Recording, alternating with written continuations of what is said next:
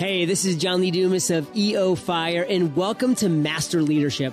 Great leaders ask great questions, and this podcast takes you on a journey to master leadership with questions that matter to leaders who matter with your host, Lily Sanabria. Hi, this is Lily, and today we are speaking with Dr. Liane Davey. Her fascination with organizations started as a child when she would watch hours of documentaries on the inner workings of factories. Eventually, that led her to a study of the modern machinery of business, the cross-functional team. For the past 25 years, Liane has researched and advised teams on how to achieve high performance. Known as the Teamwork Doctor, she's worked with teams from the front lines to the boardrooms across a variety of industries and around the globe from Boston to Bangkok. In working with hundreds of teams, she has developed a unique perspective on the challenges that teams face and how to solve them. Beyond her work in the boardroom, Liane is a keynote speaker and a New York Times best-selling author of You First: Inspire Your Team to Grow Up, Get Along, and Get Stuff Done. She is also a regular contributor to the Harvard Business Review and has been sought by media outlets for her expertise on increasing productivity, enhancing engagement, developing leaders, and as one client put it, dealing with the damn drama. Liane's new book, The Good Fight, is available for pre-order now. This is part one of a two-part interview. Welcome, Dr. Liane Davey. How are you? I'm wonderful. Thanks so much, Lily. We're so thrilled to have you on our podcast. Are you ready to pour into our listeners? I am ready. Perfect. Now, Liane, can you tell us a bit about your path to leadership and what you're doing now? Yeah, absolutely. So my path actually came up through a lot of education. Mm-hmm. And I became trained as an organizational psychologist Mm-hmm. and did a lot of research in studying teams. And that was what Mm-hmm. I was really interested in. And so that led me to get into the consulting industry. But I just loved leadership right from the get-go. So in my very first job, it wasn't long before I was managing a team. And over the years, I ended up reaching senior leadership in a firm. So I went all through consulting, rising in the ranks. And then 3.5 years ago, I decided to take the jump as a completely different kind of leader. My husband and I started our own company. So now I'm really seeing what it feels like to be the leader when you have to think about the business as well as all the other factors. Wow. So you were very aware that this was the track for you very early on. Yes, absolutely. I say it actually started when I was about 3 years old. There used to be this television program that I loved, and they used to do documentaries from inside of factories. So, how are crayons made and how are Q-tips made? And I loved that show. And so, I really loved business from a very young age. But it turned out, the science side and the engineering side wasn't really for me. It was actually the sort of modern machinery of business, which is the team that I ended up studying and I've spent most of my time on. But I really think I was about 2 when I decided that I wanted to be in business, I wanted to be a leader. And so it's 45 years later and I'm still loving it. Wow. At 3 years old, you were watching documentaries. That's I'm a nerd. Well, let's just establish that now. Actually, we don't even have to say it. yeah, my daughter is my 16-year-old daughter loves documentaries as well, and she came down and asked me if I would watch a documentary on the Black Panthers, and I said, "Oh, interesting. What made you Mhm. choose this?" And she said, "I've seen every other documentary on Netflix. This is the only one left." So it runs in the family. Oh, wow. As I think about how many different leadership hats you've worn, can you tell us how your leadership style has changed and where you are now? Yeah, so I would say one of the most important themes in my life, if not my career, is that I used to be pretty conflict avoidant. Hmm. And I used to no, I should be fair. I still like when everything is harmonious and Hmm. everyone's Hmm. getting along. At some point in leadership, you learn that that doesn't work. and it doesn't serve the business. It doesn't actually serve the team, and it certainly doesn't serve you. So I would say today, I would describe my leadership style as tough love.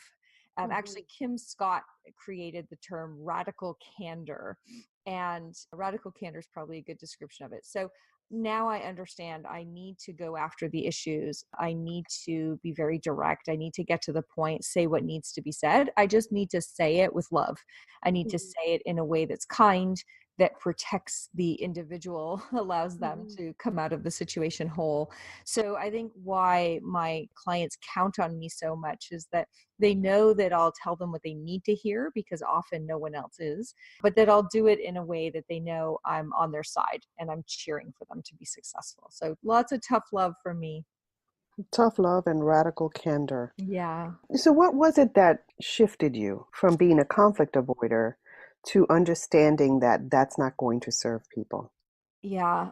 My first company that I worked at, I ended up in a relationship with my boss that was really toxic. And I was a manager already. And so I felt I couldn't protect my team effectively. I wasn't able to advocate for them in the way I needed to. My boss was very suspicious of me, felt that I was trying to take her job when that wasn't true at all. I talk in my new book about this idea of conflict debt, when we just can't face these difficult conversations. And so we just let them pile up like we pile up credit card debt. Mm. And so I say in that situation, I was in so much conflict debt that I declared bankruptcy and I quit. Mm. I went looking for a company that wouldn't have conflict. And I interviewed at 7 different companies.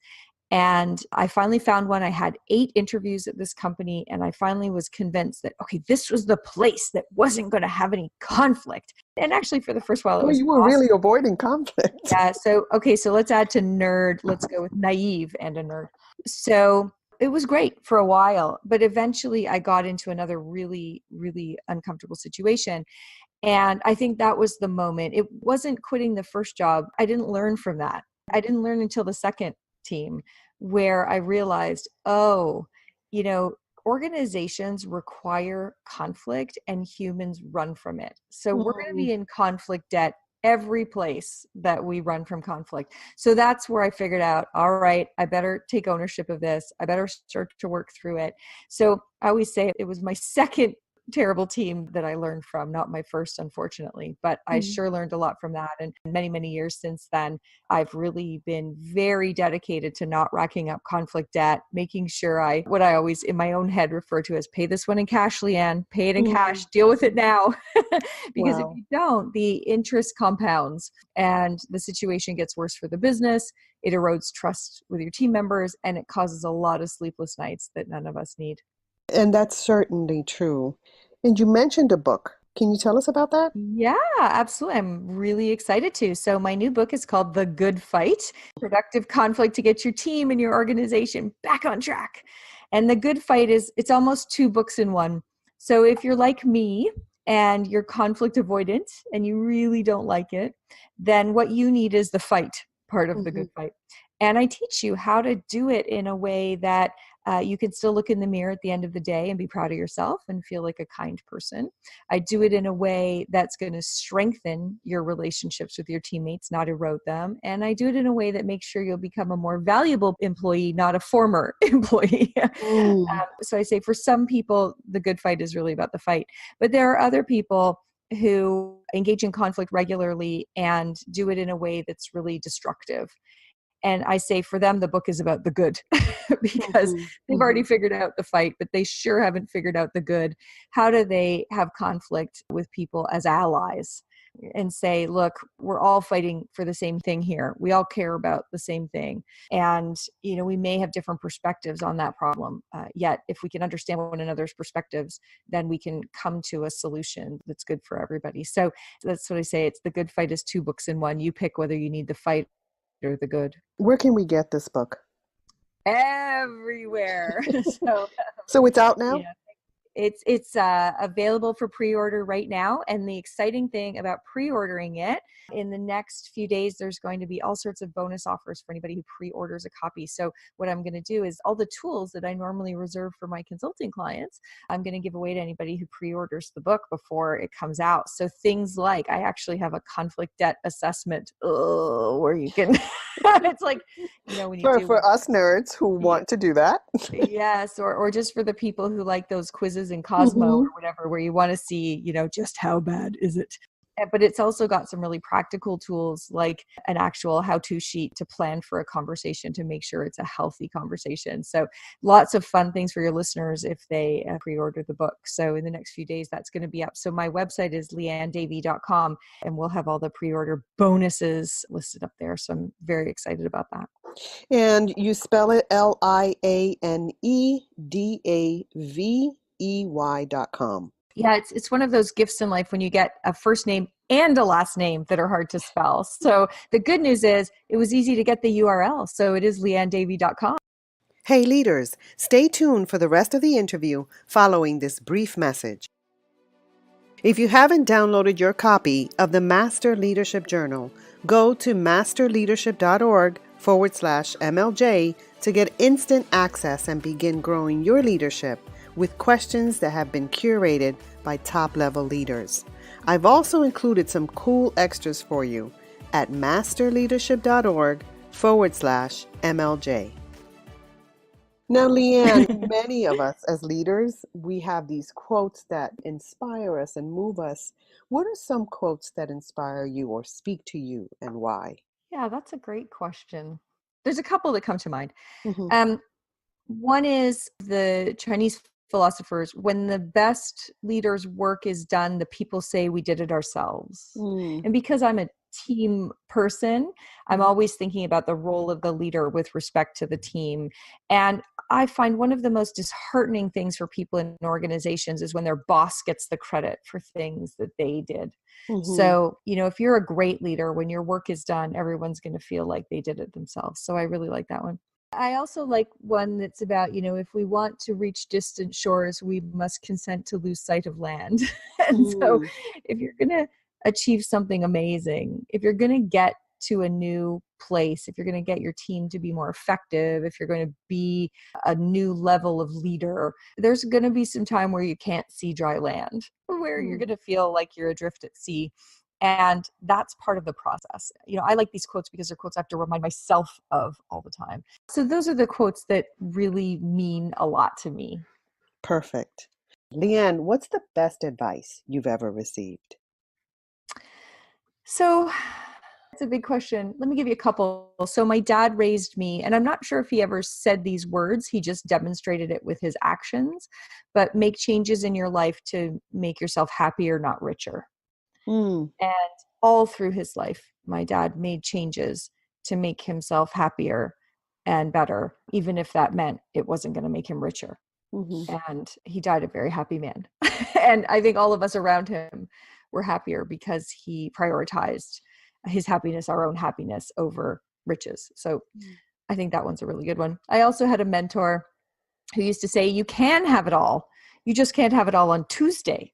So she really encouraged us to say, you can be, for me, an author, a keynote speaker, a consultant, a wife, a mother, a tap dancer, all of these things.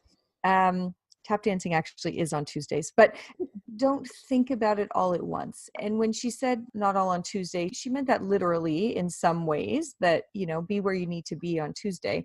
But she also meant it in the sense of, in your 30s, if you have kids, they're going to need a ton of your attention.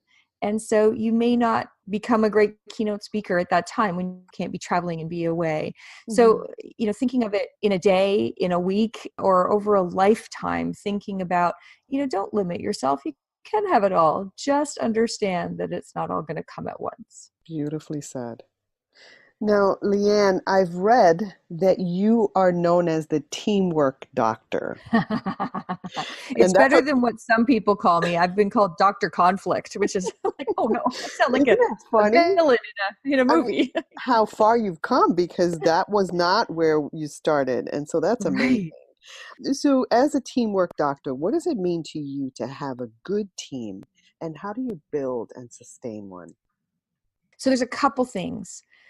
One is a great team knows what their job is and really focuses on doing the things that only they can do together. And these days, teams really don't know what makes them a team. Often I see people are like, well, I don't know, we all report to the same person and we have a staff meeting on Mondays, so we all come. They don't know what makes them a team.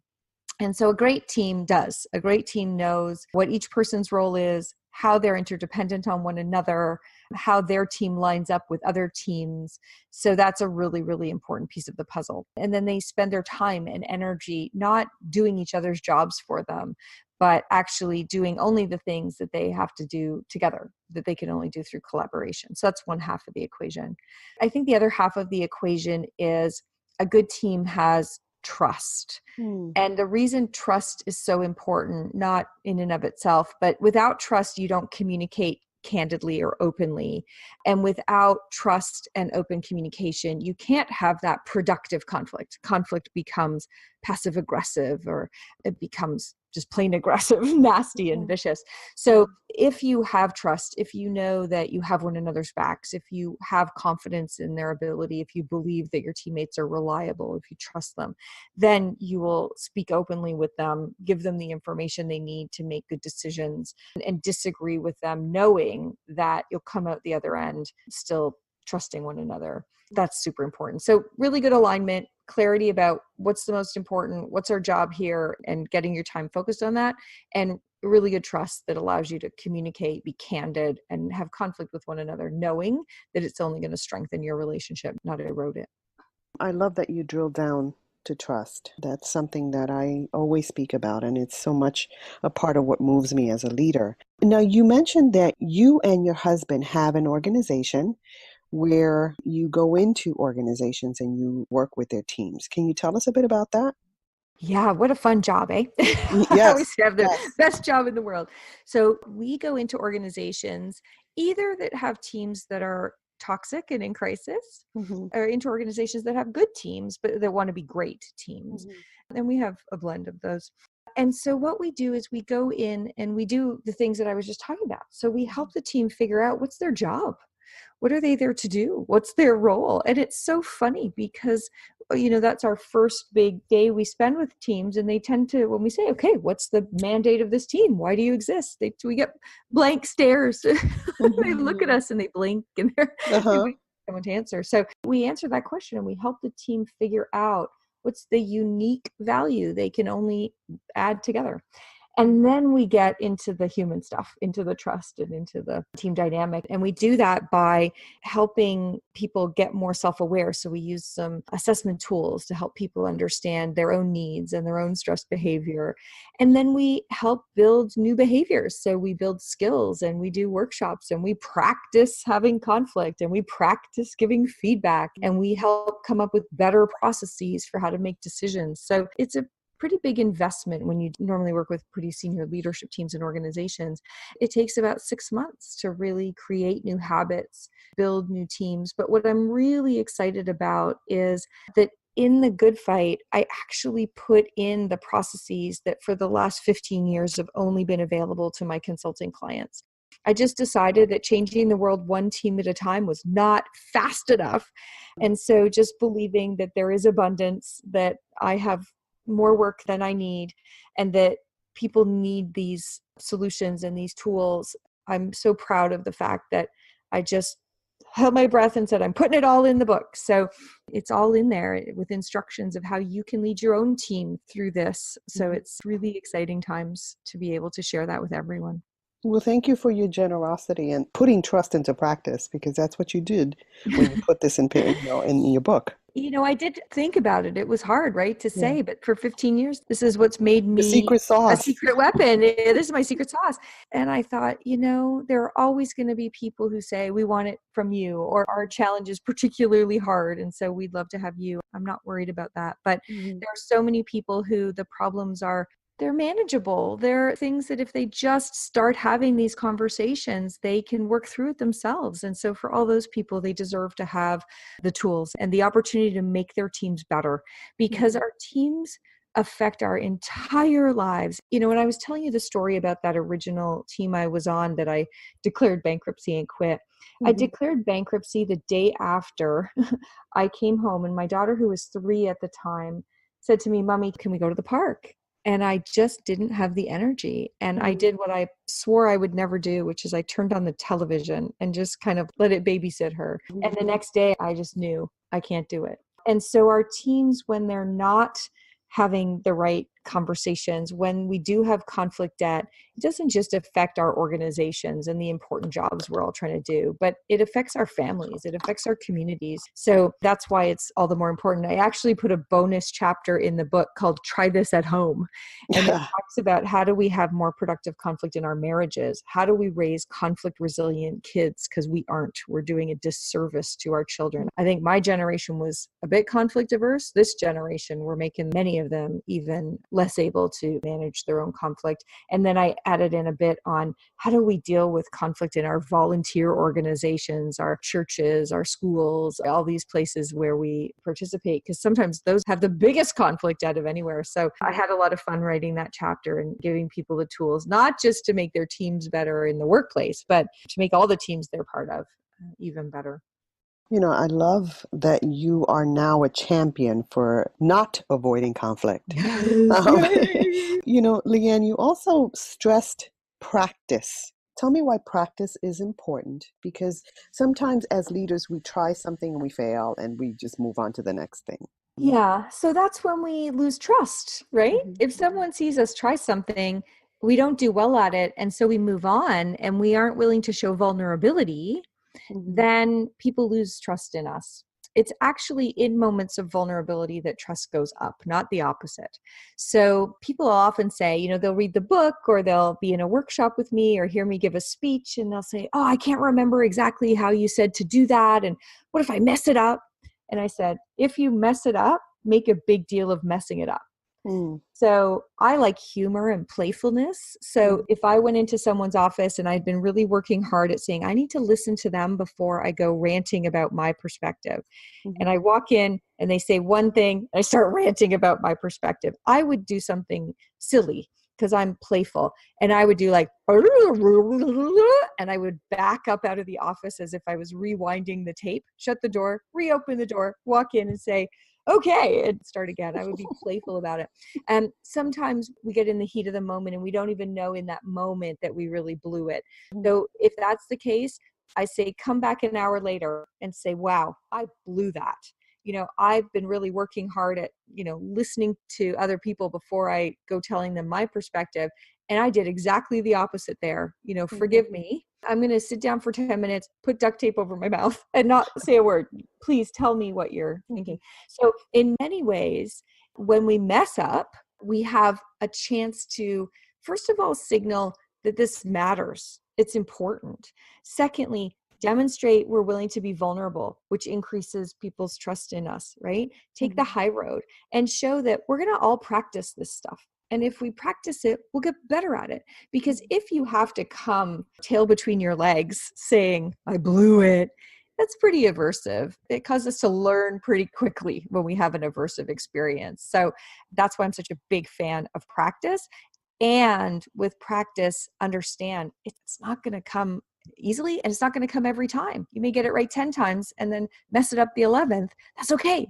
Take it as your big chance to say, "Oh, I was doing so well and I blew it." Right? And if we can laugh at how hard it is to have these challenging conversations, if we can admit that being on a team is hard, but it's worth it. It's funny. I created these sort of greeting cards that I'm sending out to people when they order the book.